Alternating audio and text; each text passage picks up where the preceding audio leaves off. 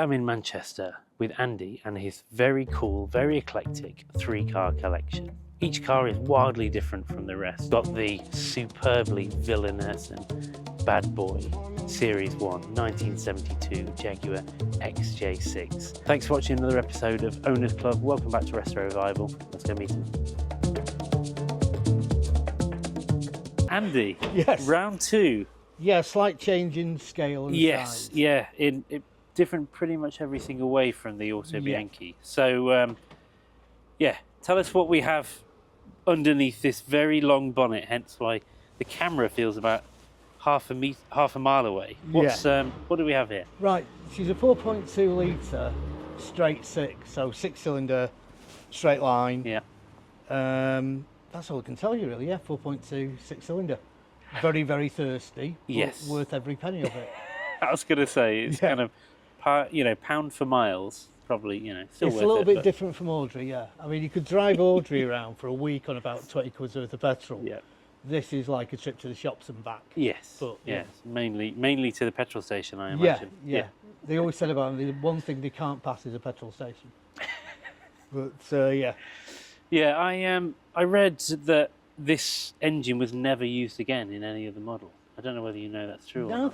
That's never occurred to me, because I thought it was the same engine in the earlier in some of the E-types. I think after this particular model, right, yeah. I think they stopped making it. Maybe for first reasons, reasons, maybe for other reasons, I'm sure. Yeah, that is something I wasn't aware of. No, I could be speaking absolute rubbish, and I'm sure the internet will correct me. Yeah, but people will point it out and say I don't deserve to have the car because I don't know enough about it. Yeah, something like that. But yeah. Yeah, so we've done a separate video on Audrey, the Auto Bianchi Bianchina Panoramica. I'm getting better at saying that. Yeah, very good, yeah. Why this? Right, I've always loved them because, and I mentioned in the last video that my dad was a car trader, so ever since me being a sort of baby, he was in the car trade. When these were launched it was a bit after they were launched. I think it was when the XJ12 came out, but my dad was working at Henley's, a Jaguar dealership. Yeah. Came home in a brand new one of these when I was about 10. Yeah. And took me out in it, and I was blown away by it, just absolutely fell in love. Yeah. And then I'd always kind of wanted one. It was always in the back of my mind that I wanted one. It had to be the 4.2, not the 2.8. Yeah. Because my dad always slated the 2.8, he didn't like it, but the 4.2 he loved. Yeah. And how this particular car came about was just wild.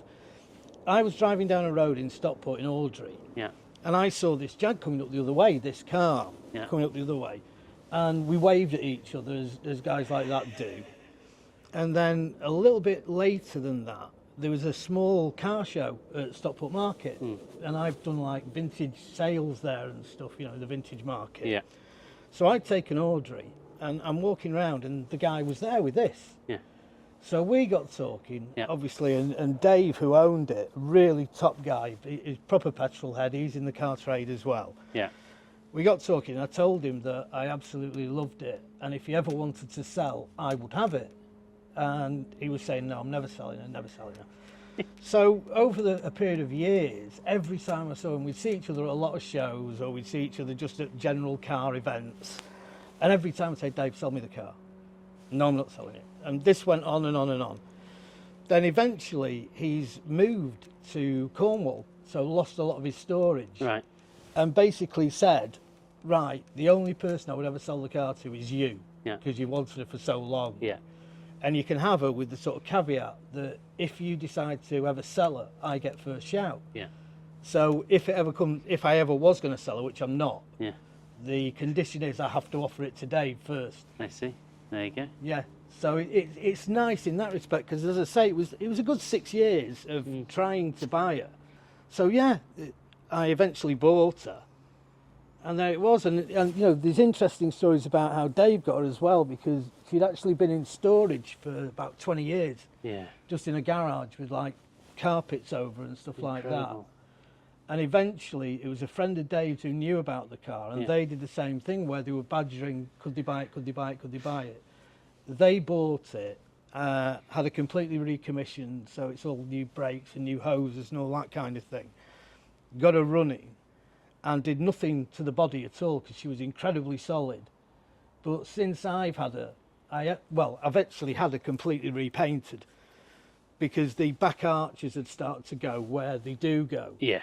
And talking to my painter, it was like, well, we do the back arches, but the bottom of the door's a bit iffy, so maybe bottom half. And then it was like, well, the bonnets. And so it went on and on until eventually it was like a full hit. You know? Yeah, absolutely, as they do. Is this the Jaguar green? Yeah, this is Jaguar British Racing Green. That's it, yeah. And Yeah, it's one of the things that really attracted me to the car is the BRG. Yeah. And then I think you filmed inside, haven't you? But Yeah. it's called suede green. It's leather, but the shade is suede green. Yeah.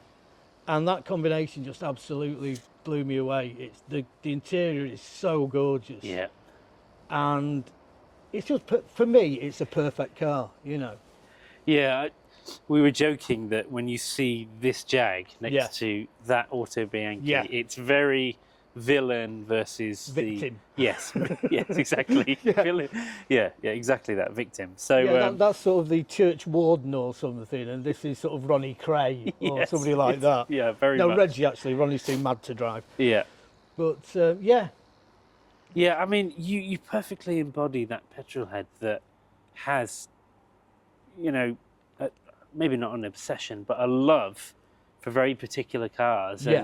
And you have them both. Well, why not? Why not? Well, that's it. I mean, again, it was one of these situations where I moved to a smaller house and stuff, and I suddenly had a little bit of cash available. And why not? Because hopefully with a car like this, I've spent a few quid on her, but she's only going to go up in value. She's only ever going up. So it's better than money in the bank, really, and it's an awful lot more fun. Yeah, very much so. And again, I mean, I don't know why I'm saying the value will go up, because I'll never sell her, so. But at least I've got something to show for it. Yes, absolutely. Yeah, you know that if you did sell her... If I had to, if I absolutely had to, if something terrible happened and she had to go, But as it is, she'll just go to my daughter, when I eventually go to the scrapyard. So, you want to keep it within the family? Oh, yeah, well, definitely keeping her. I mean, Harriet absolutely loves her. My daughter absolutely loves her. She hated going out in Audrey because everybody looks at her. And she was a lot younger then, but now she absolutely loves this and wants to borrow it. The only thing is she's 24 and I can't get her insured on it just yet. Right, okay. Well, that's what I'll tell her. Well, but the secret's out now. but she loves her, and not without good reason. She's a fabulous thing. Amazing. I think we ought to have a look under the bonnet. Absolutely, we need to. Oh yeah, it's quite impressive under there, and it's one of these things where I keep talking about having the engine detailed, but I just like the originality of her. Yeah, I mean it's an absolute lump, isn't it? Really is, it really, really is. Yeah, when you compare it to the engine we were just looking at in the rear of Audrey. 1970s Italian town car, this is... Yeah, she's a little bit different. But again, everything is how she came out of the factory. Yeah. Everything is there. And it's a beautiful lump. It's a beautiful engine. It's incredibly smooth and well behaved. The only thing you tend to get with her, which is just a common thing with them, is they get very oiled up, from going slowly and round town. They get a bit choked up, but it's because it has an automatic choke, which there is a job to convert it to manual, but it's such a ball ache of a job. Yeah. That the best thing you can ever do with it, you'll feel her getting a bit as you drive around. Yeah. So you basically just put her in park, rev the things off her. Really? She'll blow a load of crap out the back, blow a load of black oil out the back, and then it's perfect again. They used to call it the Italian tune-up.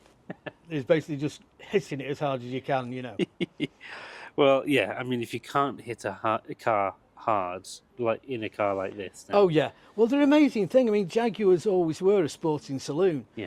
And she will really pick her skirts up and handles remarkably well for such a big car, you know.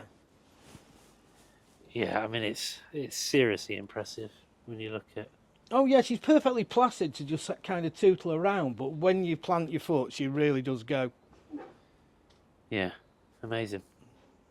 Great stuff. Well, I think we should take it for a drive. Absolutely, yeah. And, I was saying about not being able to pass petrol stations. That's going to be where we're going to. Yeah. No, seriously, I meant to fill her up yesterday and didn't. So that's, no, the bottom bit, yeah, the other way up. That's it, that's the one. Got it? That is like fighter pilot, isn't it? Oh, yeah, yeah. Fantastic. And this just looks totally different, doesn't it? Yeah, it's amazing having that camera on the front. It's a bit like having my own little mascot. Well, the camera with that long bonnet feels ages away. Oh, doesn't it? yeah, yeah. But yeah, I mean, you go from the basic Auto Bianchi with about 4 lights, and this has got about 40 different things. Yeah, it's very much sort of the aircraft cockpit thing, Yes, isn't it it? does. Once you get to all the dials and gauges. It really does. So, yeah, I suppose we should do what you always do in this car and take it for some petrol. Yes, that would be a very good idea. Well, this just feels so comfortable. It feels like Oh, a yeah. proper cruiser. Have you done more miles in this? Oh, yeah, yeah. And it's just like driving along in a very nice lounge. Yeah, it You does know, feel like the that. seats are fantastic. Yeah. You've got all this like old All school walnut, wood yeah. and what does map interior mean? It's the map light, which is that, for reading your map. Literally that. Map interior light, of course. Why didn't my brain Yes, it's go a map to light in the map interior. Interior Yeah. light. This is fantastic. Yeah. I love this. This is It's so civilised, isn't it? it really is civilized. Yeah, that is the word. And again, everything is how she came out of the factory. The only thing I've had done is the 8-track there. I've had it converted to Bluetooth so I can play music via my phone and stuff on it. Yeah. Because there's only so many 8-tracks you can get. And I think the only 2 that came in it was Saturday Night Fever and The Carpenters. Oh, just that so smooth, isn't it? Oh yeah, and just, like I say, just effortless. It really is. It just flows through the gears. Oh yeah, yeah. For saying how old this is, Yeah. you can't even tell the gears changing. Oh yeah. It's a beautiful gearbox. Oh. I think it's a Borg Warner in them, but... I have to say, sitting in an old Jag makes me want to buy an old Jag. Yeah. Oh, there's something very, very special about it. There is. It's really characterful. And that's, not me sort of going, isn't my car brilliant? I just No. think they are a beautiful They thing. really are. Yeah. But obviously the first stop is the petrol station. They know me well in here. How much does it cost to fill this? Well, to be honest, I've never actually filled it. It's a twin tank thing. Yeah. I've never filled it, and one of the reasons being is, at one time I put about 30 quid in one of the tanks, and I was getting petrol fumes in. So I tend to only put about 25 quid's worth in it until I get round to having it investigated where the fumes are coming in. I see. But it was quite a common thing with them that you'd get fuel coming in from the boot and sort of coming into under the rear window. I see. So until I can get that nailed, I just put about 25 quid's worth in at a time. Right. So I'm in the petrol station twice a day, obviously. So, stupid question then. Do you have to fill up both tanks at the same time? No, you can fill both. I only use this tank, to be honest. I only use the left-hand tank. Right. And so does it will just take from both until one's empty No, and then... you switch over. Yeah. You have to physically switch over. There's a switch on the dash. I see. There you go then.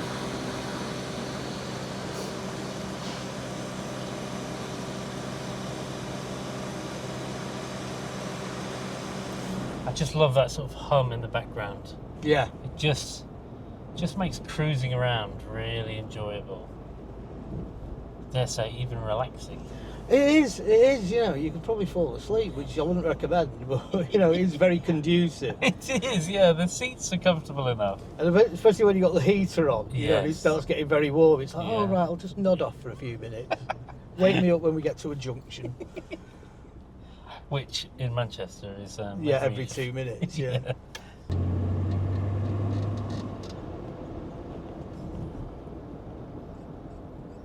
It's still got some poke, hasn't it? Oh, yeah. And just how she handles everything. When you think she's she's a 52-year-old car. It's remarkable, isn't it? Isn't it? Yeah. Modern cars are not going to last till they're 52 years old. I wouldn't have thought so. No. See if they let a Jag Mafia bus Oh, out. surely the truck. No. Oh, Right. prick. I really thought he'd let us out. He looked absolutely disinterested.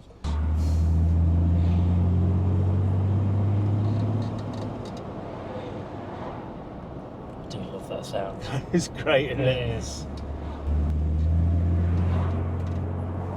You know, it's a statement of intent, Yeah. isn't it? When you put your foot down. I love it. And this is why you can never bother about the petrol, because if you did, you'd never put your foot down. Well, that's it. If you bothered about the petrol, you wouldn't buy this in the first place. Oh, absolutely, yeah. I think you've converted me to... You want one now, do you? To, maybe not this one, but an old Jag, Yeah, for sure. yeah. I feel important in this. I feel like a man about town. I feel like I'm about to do something important. Yeah, there is a bit of a... Yeah. On our way to a bank job or something. Yeah. That's it. Just got rid of a body in the woods. And Yeah. now I'm, going to the country club to smash up some people. Yeah, if it was the 1980s, we'd be sort of middlingly successful pub owners. You know? Yes, we would. Yeah, briefcase full of cash and Yeah. Well, I have to say, the Jag XJ6 has absolutely captured my heart. I don't know whether it's the armchair comfortable seats or the sound of that flat six just around town. It's fantastic, and what Andy has done to keep this original, to keep this on the road, drive it as much as possible, is what being a petrol head is all about. And it's been a great day to sit in a Jag, sit in that sort of Jag, to compare it to Audrey, the Auto Bianchi in previous episode. It's been a great window into the life of another petrol head. So thanks once again for watching. Please like the video, please subscribe if you haven't done already. I've got some amazing chats coming up soon. And yeah, thanks for watching, and I'll see you on the next one.